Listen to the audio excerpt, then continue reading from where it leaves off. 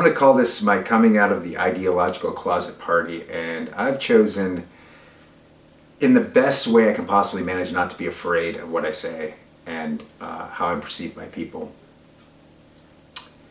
So I'm going to put on my intellectual glasses.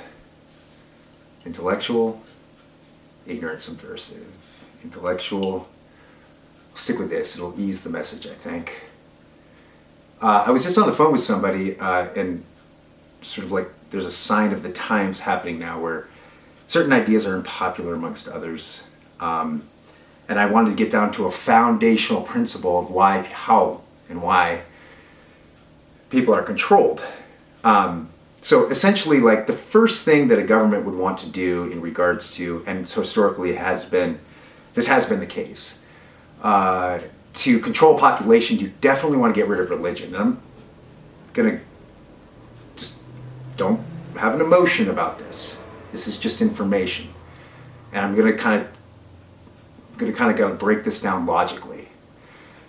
The only means of control is through authority. My argument for how we're religious in our nature, atheists, Buddhists, Muslims, Christians, flat earthers, whatever, like, is that there's too much information coming in our daily lives for us to be able to designate that information as important and not important. We can't sift through it all and find what's valuable in information without an authority figure. It's for our own survival. We wouldn't be functional otherwise.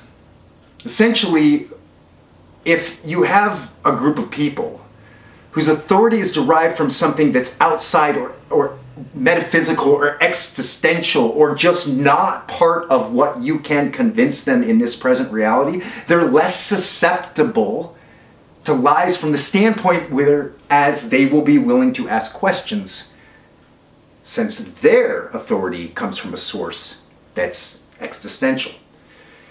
I am not a supporter of religion.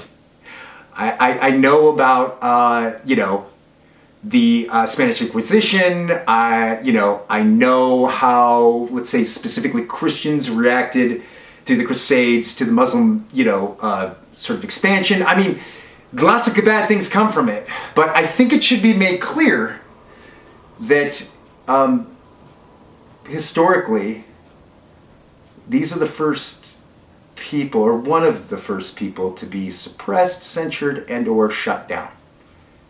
And I hope I made a cohesive argument for that. That's all I want to say for today. Listen to me, kindle a spark, answer my prayer.